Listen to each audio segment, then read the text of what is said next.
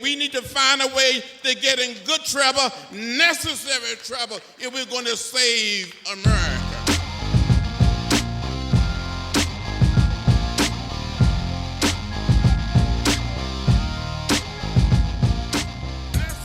This is Paige.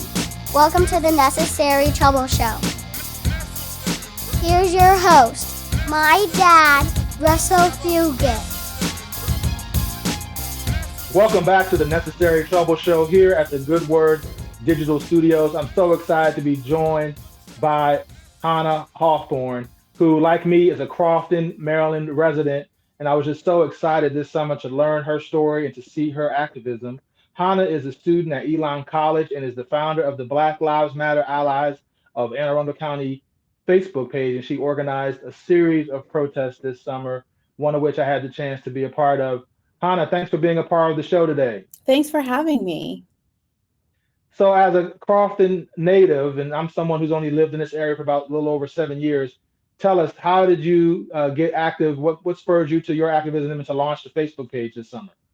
So I actually protested in DC, and I saw how I felt how it was just so moving, and the feeling of being empowered by being at a protest was just unbelievable. And I felt that I could bring that to my community where it's primarily white and Christian. And I felt that we needed something here because there are Black families and a few Hispanic families and Indian families here. And so I really thought that was important to bring to the community. So I organized my first protest. I just put flyers up and organized them on social media. And it was pretty amazing. I was expecting maybe 50 people, and probably about 600 people showed up. It was really, really moving, and I was really proud of my community for that. And then afterwards, so many young people came up to me wondering what they could do. And so that's when I decided to create the Facebook page and keep people in the loop and just have that there as a support. Wow, well, I know I speak for a lot of Crofton residents myself that's saying we were proud of you, and I was just, again, excited to see there was young, thoughtful activism taking place right in my now hometown, my adopted hometown here of Crofton, Maryland, and Anne Arundel County, where there's such a fascinating history here in the African American community, and of course, growing Latino, Latinx community, Hispanic community here as well. So what have you been doing as you've headed back to school? I know from what I've understood, you're taking classes virtually. What is your activism looking like now as we head back to the school year and as we head towards the election? So I've got a couple things I'm planning. I don't want to give too much away quite yet. I'm still in the organizing phases, but I'm definitely not done. There's still so much work that needs to be done. And I am urging young people like me to come forward. And if you feel some sort of way about this stuff going on in our world right now, act now. It's important, and we need that. Excellent. How can people, best stay connected? Is the Facebook page is the best place to stay connected? Yes, definitely. I also have an Instagram. It's the same thing. It's AA County or Black Lives and Allies _ AA County, but the Facebook page is primarily where I put all my stuff, and people have the option to create their own posts and share them on there. And people really, I think, enjoy having the page because there's nothing really like that for our area. Good. I hope everybody will stay connected there. I know I discovered that page and stay connected. Now, Han, I want to go, I guess, a little further back, and I know you've spent, from what I've gathered, a good part of your youth coming of age in this area. What in your youth really, spurred you to really identify this moment into spring into action? Recently with the death of George Floyd, I was the mixture of emotions, just anger and exhaustion and just everything. I'm tired of worrying about my family, my friends, and I just am tired. So that really spurred the whole me starting protests and the movement and such. But, growing up was really hard for me since I'm biracial, finding a place where I really fit in. I never really fit with the white people. I never really fit with the Black people. I'm also Jewish, so I never really fit with them either. So it took me until college to really be comfortable in my own skin and confident in myself, and confident that I am who I am.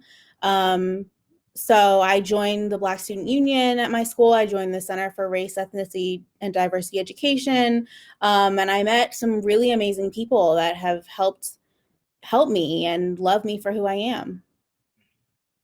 That's beautiful, Hana. That really is, and this gives me goosebumps hearing your story and sharing a little bit of your journey. So, what are you majoring in at Elon, and what do you think the future holds beyond your college years as you think about your activism in your life and how you intend to continue to make an impact? So I am majoring in human service studies, and I am triple minoring in criminal justice studies, psychology, and African American studies. Honestly, I really have no idea what I'm doing after college. I am kind of hoping that what I'm doing with my activism stuff will just take me somewhere, wherever that may be. I think I will. I just want to enjoy it and make a difference and help people.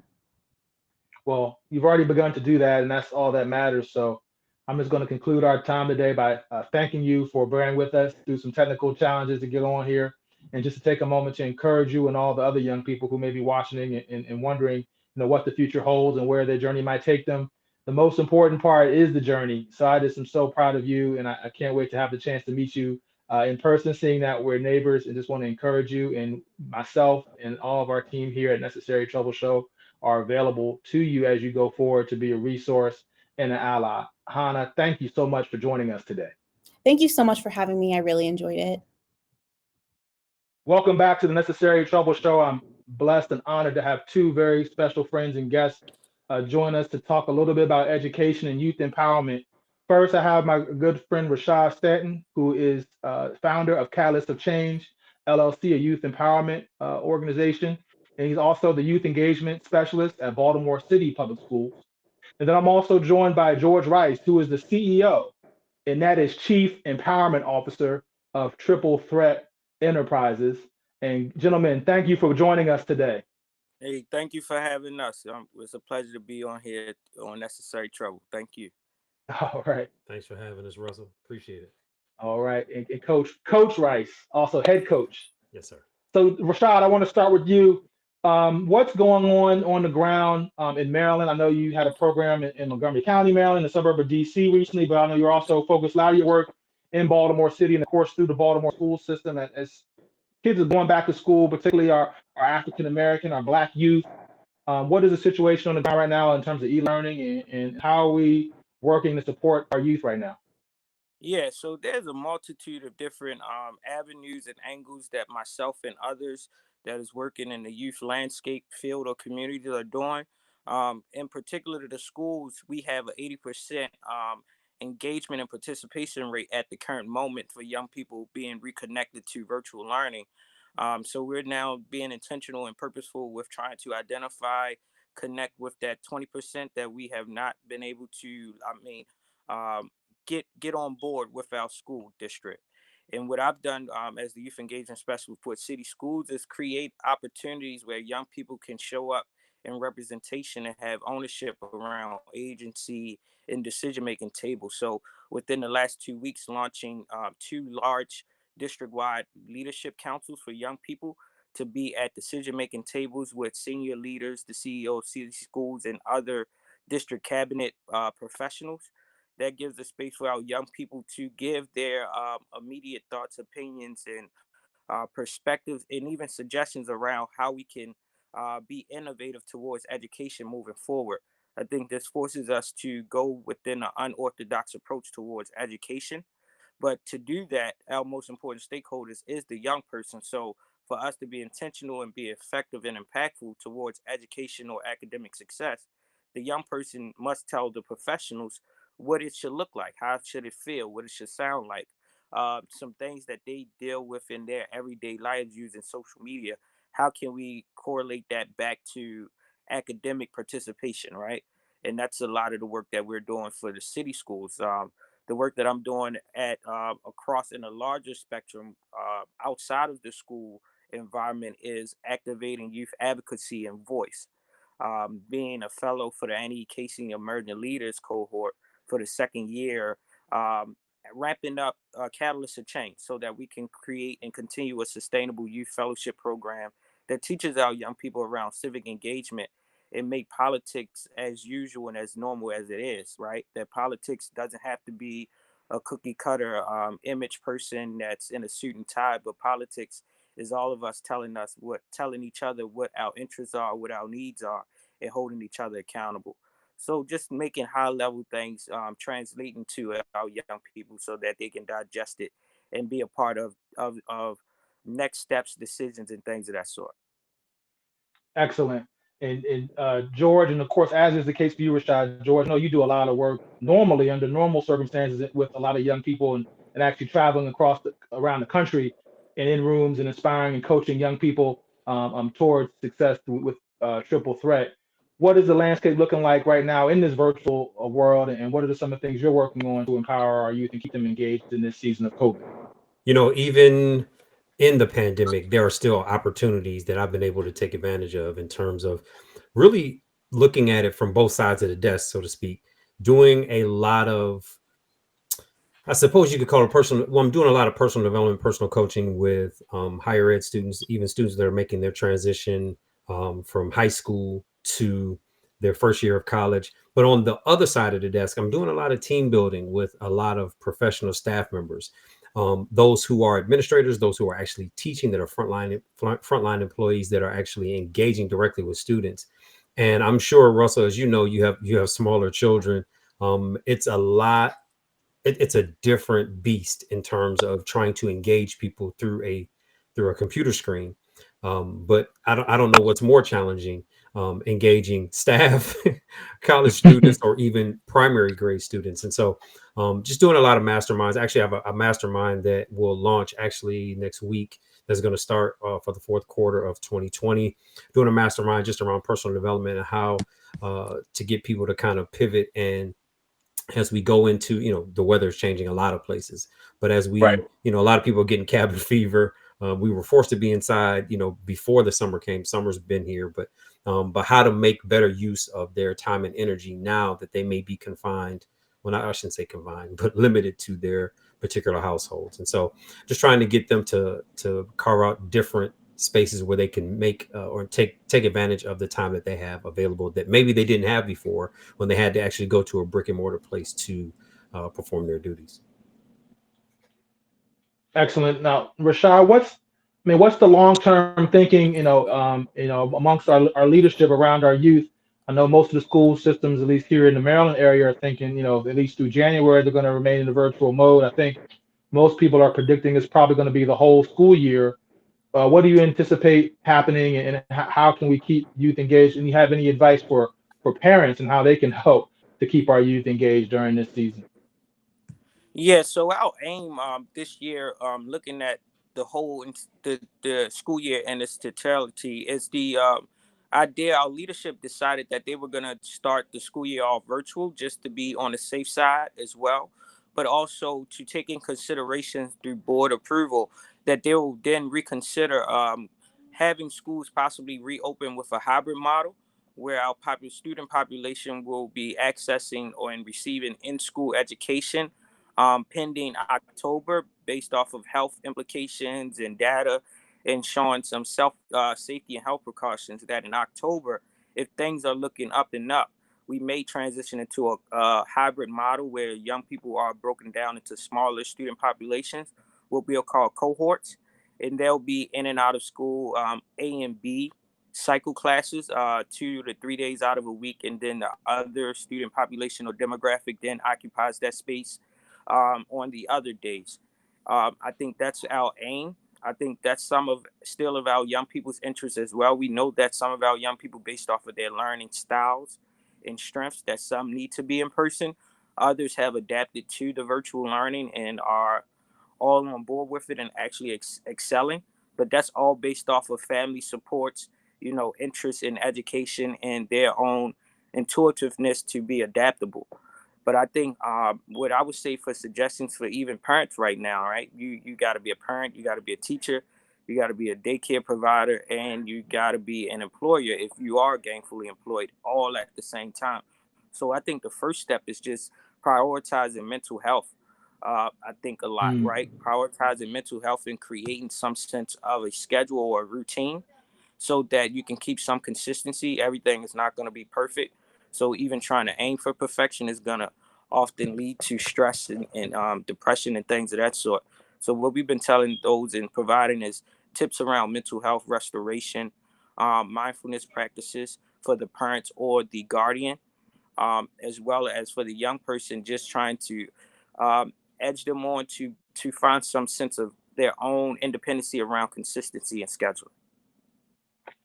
Excellent advice. The mental health angle is so important, and so is having a schedule. And I've been striving in my own family to try to create a schedule, and it's really kind of just in the last week or so been able to really begin to happen, and it has been helpful to achieve, and hopefully we can maintain it for as long as possible. George, I wanted to come back to you. I know your daughter recently is a graduate of Hampton, and both of our guests are HBCU alum. George, I know you're a Morehouse man yourself, and Rashad is you're at Morgan State. And Rashad, if you want to jump in on this after George, feel free quickly. But George, I wanted to ask you, what are you seeing in higher ed when it comes to HBCUs, or what are you hearing? Because of course we hear that different colleges and universities, many state schools, and more mainstream universities are having issues with COVID and having students back. But what I've gathered is that a lot of HBCUs have gone virtual or have put in place very well thought out restrictions, and that the communities of students are actually, for the most part, honoring them. And now you don't hear much in the news about any COVID outbreaks or any issues. Is that because the news isn't covering it, or is it because really things are going well either virtually or otherwise on campuses at our HBCUs?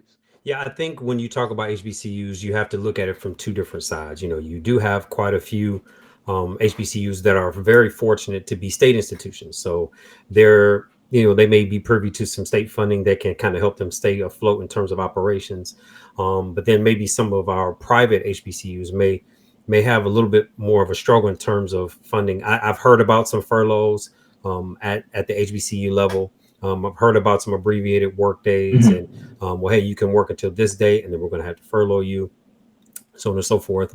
And so I know at Hampton University, where my daughter graduated from, I know they announced that they were going to definitely do all virtual. And so, of course, people don't understand, residence halls and dining, that accounts for a large, portion of the tuition and the budget. And so when you take that whole piece out in terms of room and board, and which includes meals, you're talking about a major deficit here. And even if you have corporate donors, private donors, excuse me, even grants from state and local entities, it's still hard to make ends meet. But at the same time, keep the people who are on the front lines, like the professors, enthusiastic and engaged in learning. And most of them, as you know, most of the professors are dedicated to the craft, dedicated to the ministry. And so, they're going to be there and do what is necessary for the enrichment of the students, because they know just because they can't be there in person, that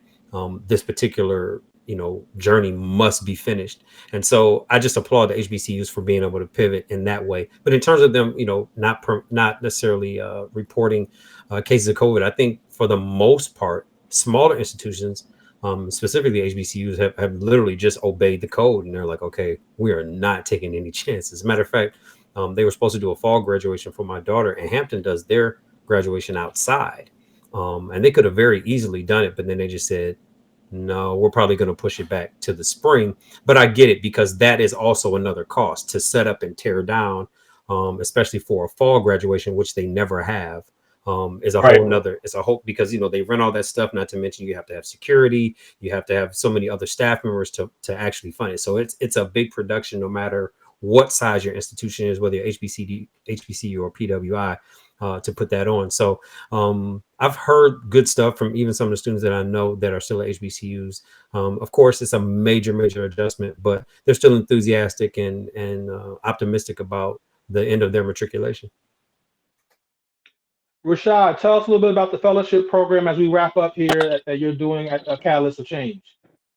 Yeah, so Catalyst to Change, LLC is a consulting company and service provider that provides entities and supports around asset-based and positive youth development outcomes through providing services and trainings and some best practices for young people or for adult partners to build up our young people in an aspirational way. I saw the need of activating a youth fellowship program.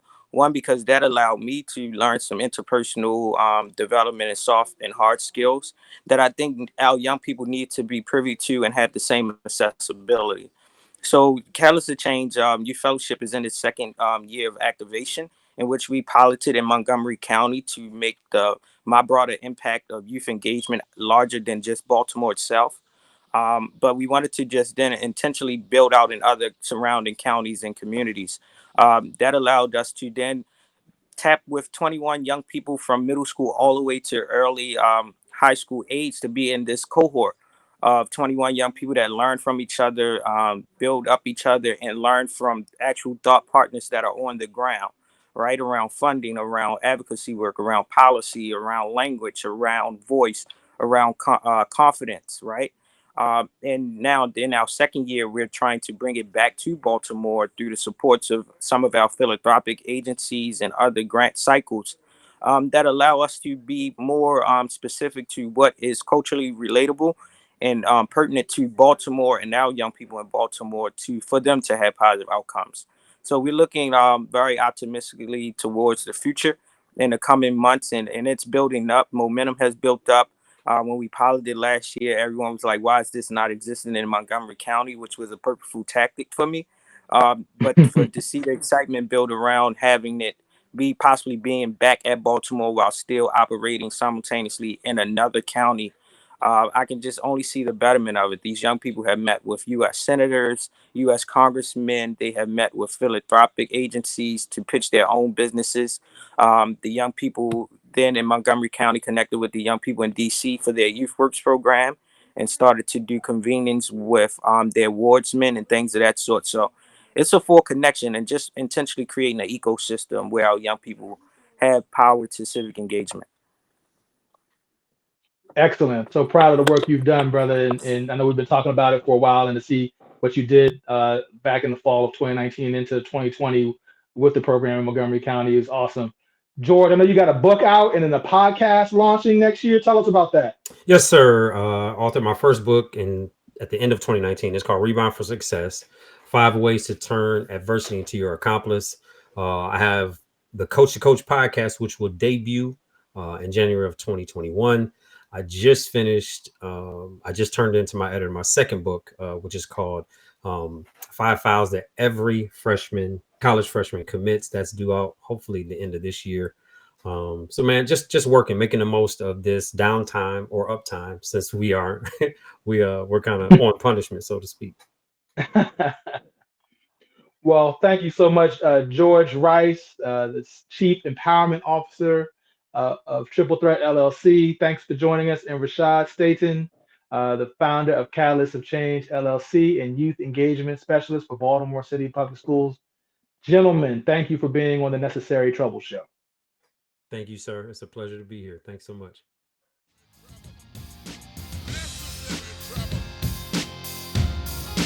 Thanks for watching the Necessary Trouble Show. Please visit necessarytroubleshow.com to support the show and to learn more. Subscribe to our e-newsletter and podcast, and follow us on social media at Necessary Trouble Show. This is Paige. Thanks for watching.